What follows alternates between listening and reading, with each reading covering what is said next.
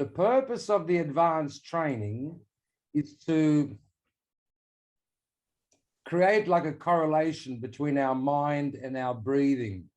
A particular sage, and we don't have a religious persuasion here, so it just so happens he said it, Ramana, and he said that mind and breath is like horse and rider. Control one and both are controlled. Mind and breath is like horse and rider. Control one and both are controlled. So, but you all know about pauses. You all know about trying to keep your level of carbon dioxide, to breathe more shallowly, blah, blah, blah.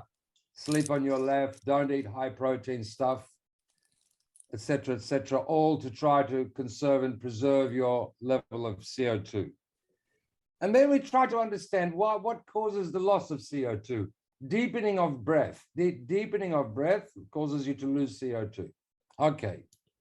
And what deepens the breath? Well, exertion, poisoning, cleansing reactions, overeating, and so forth. But one thing which also causes the breath to deepen and causes overbreathing is conflict, mental conflict, where there's a confliction, where there's a disagreement, where you're in a state where you are conflicted or somehow disturbed. Okay, so that's like one part. And then if you look at brain physiology a little bit, there's some disagreement in the brain, there's a conflict. That leads to tightening of the diaphragm, and that leads to the breathing deepening. And because you breathe 20 to 30,000 times a day, you may not think your breathing is deepened very much. You may not really be aware of it, but you're just a bit pissed off with something or someone, or you're not too pleased with the situation, generally speaking. And this has resulted in your breathing deepening quite a bit.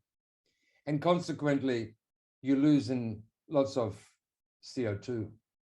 And what we noticed was, or what Buteyko noticed rather, that people could get their pauses up, particularly children, very easily with children. But he speculated as to why the children get their pauses up and they stay up much more easily than adults. Adults can get their pauses up, but they come down quite easily. And so some of you would know this, that, you know, you go real psycho and you do lots of pauses and they grow and they grow and they grow. And then you get slack for a while and it all somehow deteriorates. You can build it up again. It's no problem, but it's now another job to try to get that elevation of CO2 and to try to get good pauses and so forth. And it all came from this conflict. So it's not something which is really promoted too much because it's a bit arrogant and it's a bit improper to say somebody who's suffering with angina pectoris or with asthma and they need Ventolin and they use nebulizer or they have real symptoms in the body. You can't really say to such people, you know, like, it's in your head. That's maybe where the problem started, but it developed from there on over a long time, and somehow it exerted some influence over the organism. And now you get the physical manifestation. So the whole point of this advanced work is to develop some mental practices that we follow in order to ameliorate or to, shall we say, reduce the tendency of the mind to deepen the breathing. That's the point of the advanced training, because conflict, and it's the most peculiar thing, the first thing to respond to a conflict, a mental conflict, which is just basically something you don't agree with, that's all. The first thing to happen is, obviously there's some chemical stuff going in the brain, and the first thing outside of the brain to happen is the diaphragm becomes a little tighter here. Tension occurs here.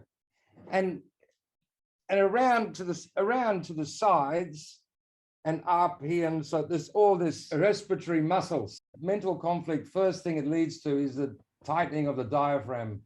And you start to check it and you'll be surprised. The smallest things can ratchet the diaphragm up a little bit tighter and a little bit tighter. And you're occupied mentally in this situation, this disagreement or whatever. And it can go extremely tight. And the pull on your breathing and the respiratory muscles becomes very significant. You're not even aware of it. Didn't even occur to you. Didn't even notice it, actually. And so our first approach, our first idea is how to take off conflict, how to take off the sense of mental conflict.